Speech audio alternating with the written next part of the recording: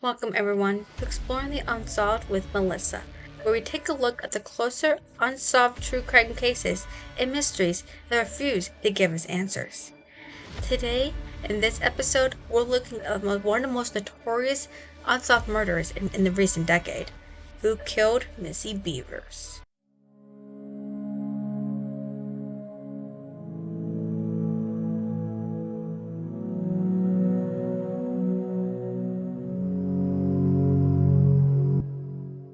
Like and subscribe. April 18, 2016, in the quiet hour before sunrise, a woman walked into a Texas church to lead a fitness class.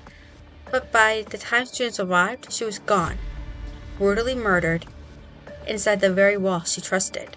A mother, a wife, a fitness instructor, and a woman of faith. Who killed her and why? Exploring the known facts, shocking video evidence, the theories, and the looming questions surrounding her death. Missy was born Terry Levine Strachan on August 9, 1970, in Grant, Texas, but she grew up in Jasper and she had two brothers, one older, one younger.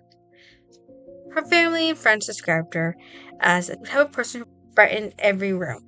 From an early age, she was known for her kindness and intelligence. She graduated high school in 1988 and then earned a degree in science in 1995. After college, she worked in retail, but she had bigger dreams. Then, in 1998, she married Brandon Bevers and pursued a teaching certificate. Missy became a devoted stay-at-home mom to three daughters. Those who knew say she poured her love into her family and community and showed a selflessness few could match. Missy was a woman of faith. She attended a cowboy church, a modern, relaxed style of worship that blended in Western music with traditional teachings.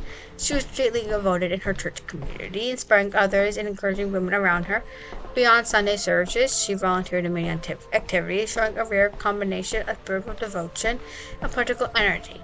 It's clear that Missy was the type of person who trusted and leaned on, a factor that made her murder even more shocking. Fitness was another one of Missy's passions. She joined Camp Gladiator, a Christian fitness organization based in Austin, Texas. Missy didn't just participate, she led a training facility at her church, inspiring others to take control of their health and faith. In the weeks before her death, Missy traveled with the organization. While she was away, her husband underwent surgery and cared by her mother-in-law, but they remained in close contact. She also shared her fitness journey openly on social media, posted about workouts and progression, a window into her life in retrospect that could have made her a target for someone watching, as she posted more than just fitness on her social media. It was April 18, 2016. Missy woke up early for a Grand Gladiator class at Creekside Church of Christ, Midlothian, Texas. It was just a 15-minute drive, but she didn't know that somebody was already inside. Surveillance footage showed a person dressed in what appeared to be police tactical gear entering at 3:50 a.m., breaking windows, preparing for the attack. Missy arrived at 4:16, walked into church at 4:18, then met the killer. The attack, according to police, occurred between 4:20 and 5 a.m. Her students arrived shortly after and discovered her body. The scene was bloody and brutal, a shock for her small, tight-knit community. The police arrived quickly, interviewing the students, and saw the horrific scene. Nothing was stolen. Macy's personal items and her gun got to her car were left untouched. The church wasn't burglarized. Investigators released the surveillance footage back then and still available online today, asking for the public's help.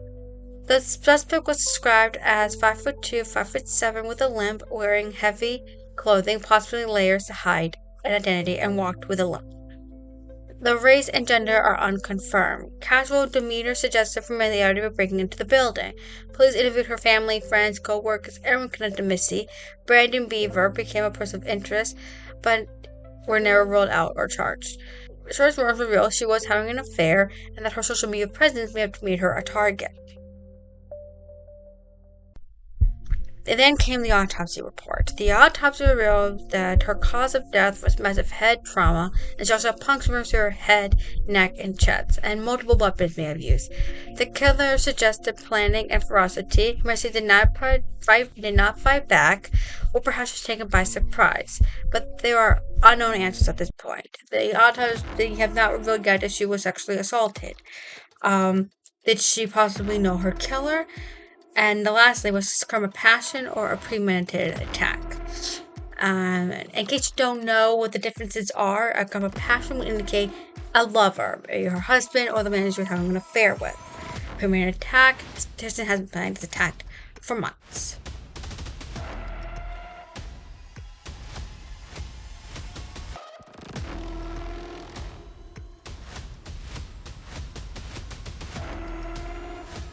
Now, let's look at the theories. Two primary theories emerged. Killed by someone she knew.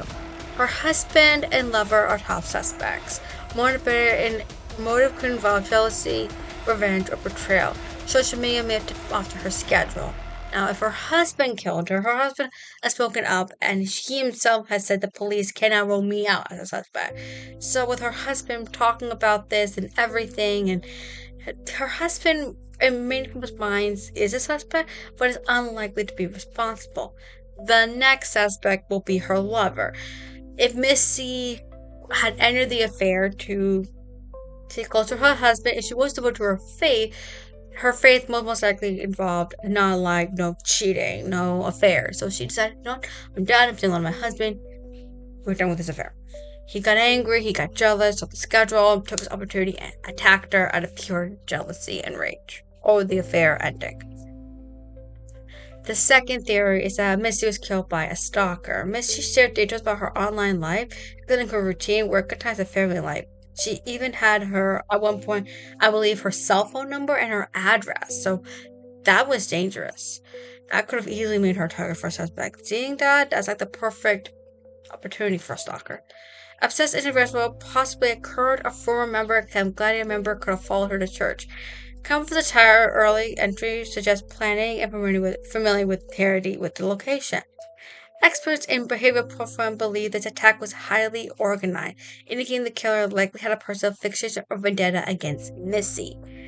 This is someone who studied their target, the timing, the attire, and method according to a calculated attack. From the get-go, we've said that we will go where the evidence follows. And quite honestly, if it's not there yet, it's just not there yet. Missy's social media presence with details that could have made her an easy target. From early morning workouts to family trips, she shared her life openly. Investigators reviewed her contacts online and her instant messages, but no suspects have been definitely identified. And in a world where personal information is public, Missy's openness may have put her directly in harm's way. The murder shocked the community, her church, her friends, family struggled to comprehend the violence. Missy Bevers and her daughter remain private, but the impact of losing Missy so violently continues to be relevant throughout their small town. The family investigates the public are left asking the same question every day as time goes on, and yet there's no arrest. Who killed Missy Bevers? And we don't really know why, as a motive has been made very clear. Robbery gone wrong, stalker. Most people think maybe the killer is someone that she knew, but we don't know. Only two know the truth, and only one person's dead. Years later, the case remains unsolved. Investigators continue to pursue leads. They still get dozens of them. Her husband has continued to be helping the investigators. Her family does. So this only pushes the question: if her husband didn't do it, who did? Now, I have to keep in mind, her husband did have an alibi, a work trip, but there is no evidence that he was connected to the crime. But unanswered questions include: did she have a stalker or a secret enemy? Was her murder premeditated or a crime of opportunity? Will the killer ever be caught? Some people say yes. With the time of forensic evidence and DNA and digital technology, it's only a matter of time.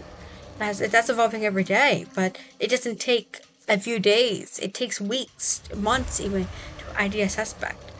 The Midlothian Police Department continues to accept tips. A $150,000 reward remains available for information leading to an arrest. As for Missy Bevers, justice has not been served, and that only adds a heartache for her family. As time goes on, her daughters are graduating school, college, married, and Missy will not be there. All she's left is what could have been. Missy was a mother, A wife, a mentor, a woman who touched countless lives. Her murder is a chilling reminder of how fragile life can be and how one individual obsession can destroy it. If you have any information on Missy Bevers' murder, contact the Midlothian Police Department. Her family deserves answers. Her killer deserves justice, and Missy deserves to be remembered for the life she lived, not the way she died. Thank you for listening to Exploring the Unsolved with Melissa. On today's episode, Who Killed Missy Bevers? Stay vigilant, stay safe, and never forget, sometimes evil walks among us and hides in plain sight. Video of a suspicious car on the morning a mother and fitness trainer was murdered inside a Midlothian church. Could it provide the answer that has become really a national murder mystery?